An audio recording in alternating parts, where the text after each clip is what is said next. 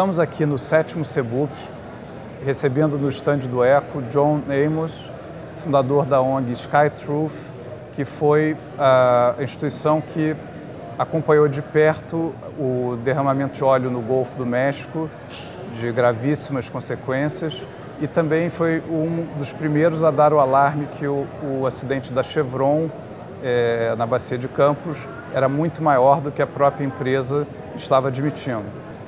O John vai contar para a gente um pouco como é que funciona a Skytruth e como é que ele se especializou nessa atividade de tentar monitorar os acidentes com petróleo no mundo inteiro. John. Eduardo.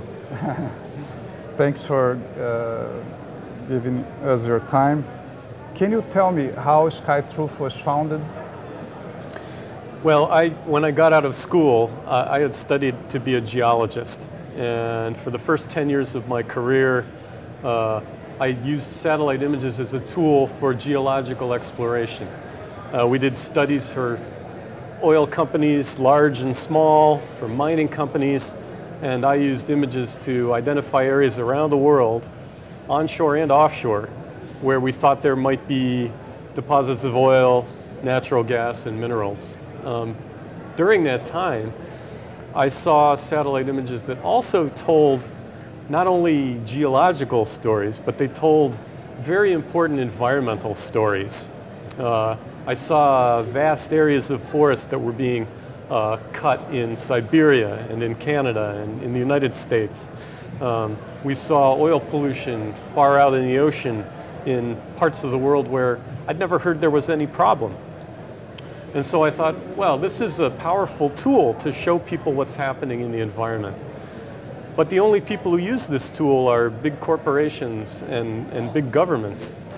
And I realized there needed to be an organization like Skytruth to make these images available, because we feel anyone who wants to know what's happening in the environment, even if it's happening on the other side of the planet, they should be able to see it with their own eyes, to see what's going on.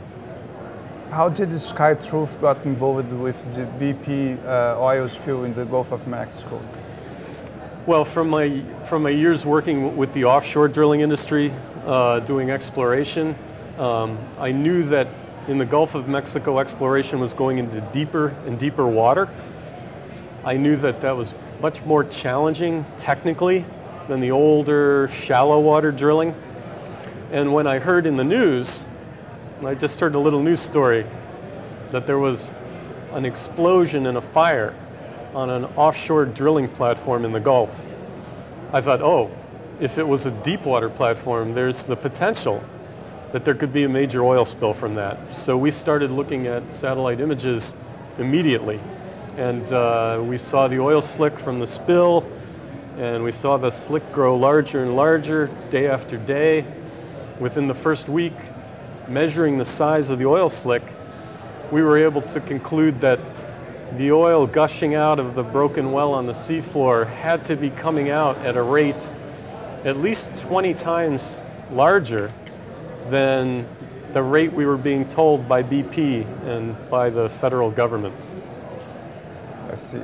And what about the Chevron oil spill in Brazil? Also, Skytruth again was one of the first to blow the whistler. How did that happen? So we read news articles from around the world looking for any accounts that might indicate an oil spill has happened or might be happening.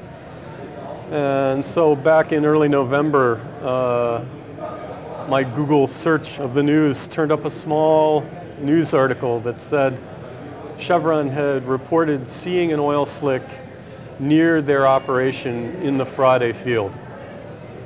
And I thought, well, okay, I know there are natural oil slicks off Brazil, like there are natural oil slicks in the Gulf of Mexico and other places, but they did say it was close to one of their operations. Let's see if we can find satellite imagery that might show us what's happening.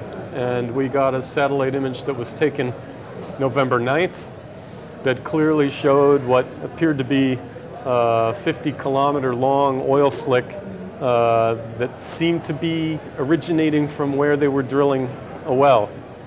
And that information and the information we got on satellite images in the following days strongly suggested that this could not be a natural oil seep.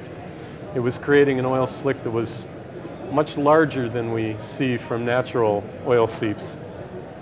So it was not impossible that it was natural, but it seemed very unlikely to us. And when Chevron finally said that they'd had this problem from a deep water exploration well that they were drilling in the area, then it became clear that that problem was creating the leak on the seafloor that was producing this oil. How dangerous is it to prospect oil in deep seashore? Well, everything is more challenging from an engineering perspective. It's more technically complicated. It's more expensive for the companies to operate because the farther you go offshore, the deeper the water is, and deep water, it's very high pressure, it's very dark. Everything on the seafloor has to be done with robots. It's a very slow process. Are the wells more dangerous too? The wells are definitely have the potential to be more dangerous because the wells farther offshore are typically drilling deeper down beneath the seafloor, and the oil and gas deposits they hit deep below the seafloor are under very high pressure. So the oil and gas comes rushing into the well at extremely high pressure. If you have a problem with that well, the high pressure of the oil means that you could have a major spill if there is a problem. So the deeper you move, the higher the pressure? Generally speaking. And is that true for the pre-salt layer? I expect that is true. In the Gulf of Mexico, we have a similar situation, a geological situation called we call it the subsalt play. It's similar.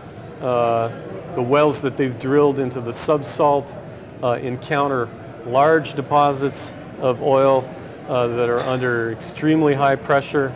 I expect the same will be true with the pre-salt play in Brazil. I don't think there's much drilling that's been done yet, so not a lot of data yet. But again, I think it will be very similar to what we have seen in the Gulf of Mexico. So is it fair to say that we found a treasure that's also a very dangerous treasure in terms of wealth? It's a treasure and a threat. So if it's not managed with extreme care, it could cause a problem for you like it caused for us in the Gulf of Mexico in 2010. From the data you gave us during the presentation, the BP spill was 1,000 times or even more than that, larger than the Brazilian spill. No, much larger, Did we get lucky? It's never lucky to have an oil spill, so it was a significant oil spill. But I think Brazil did get lucky in that it wasn't as bad as it might have been. I think with these deep water wells, there's the potential that if you lose control of the well, you could have a problem like you had, like BP's problem in 2010, where it took them months to get control of the well, and that could be a catastrophic spill. So I think Brazil is lucky in the sense that it was a serious accident that caused a serious spill, but it wasn't a catastrophe environmentally. And it's an opportunity for everyone in Brazil to pay attention to the industry, to get involved in the decisions that are being made about the economy and economic development, about energy, how we produce energy, how we use energy. Are there alternative kinds of energy that we might be taking advantage of? And to discuss what is the future for the environment, what areas are valuable and need to be protected that we are not protecting. I think this is a big dialogue that needs to happen continually, and Brazil now has the opportunity to explore all these issues before a catastrophic spill happens. Do the companies spend a lot of money drilling? Do they use the best technology in general, or are they prepared to manage big spills? What would you say is the average case? I think the president appointed a national oil spill commission after the spill in the States, after the spill in 2010. And that commission very carefully looked at all of these issues. They looked at the technical issues, they looked at how the oil industry operates, and they looked at government policies and government regulation. And one conclusion that they came to was that that the industry's ability to find oil, to drill for oil, and to produce oil has advanced far beyond our ability to respond to a problem, to fix something when it breaks. And again, everything gets so much more difficult to do from an engineering perspective in deep water, far offshore. And so the problem is we need to invest more money, more resources in figuring out how to fix things when they break. Because eventually, everything that we build is going to break.